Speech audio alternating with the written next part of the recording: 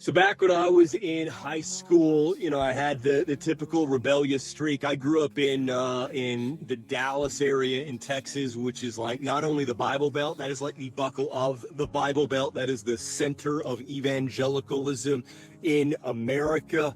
And kind of the way that you rebel, it's sort of there's a name for it. It's called "F you, Dad" atheism, right? And in that process, one of the things that I often came back to was, just the idea that the stories in the Bible are really not reliable, that the stories, especially about Jesus, are probably made up, that Jesus is a good guy, that Jesus is probably a great philosopher like all the others in the major religions that I was learning about in world history class, but that probably he wasn't actually the God of the universe, and that probably he wasn't even really claiming to be the God of the universe. What changed for me was that I met this guy named Brad. My parents forced me to play guitar in the youth group at my church, even though I was, not into any of the stuff. And he just started meeting up with me and talking with me about a lot of it. And he just walked me through, he wasn't an expert, but he just sort of laid out some of the really basic historical evidence about Jesus. And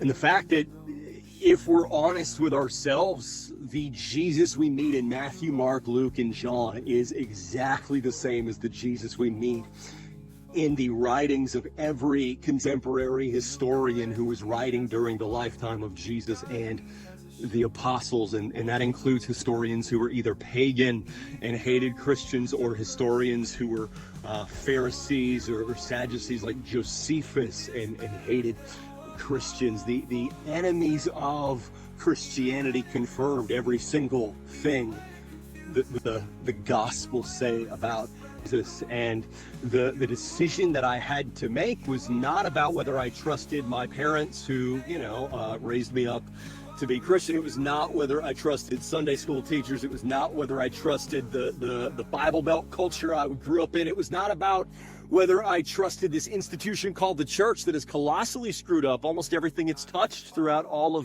of history. The question that I had to deal with was whether or not I trusted this man, Jesus, who claimed to be God and then died and rose again to prove it.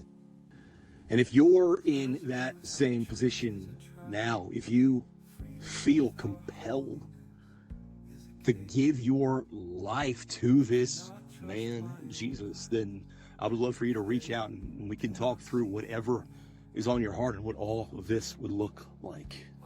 Take care.